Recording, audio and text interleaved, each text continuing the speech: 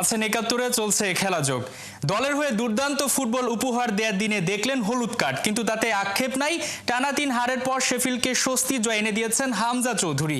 English league চ্যাম্পিয়নশিপে Cardiff সিটিকে 2-0 গোলে হারিয়েছে তার দল।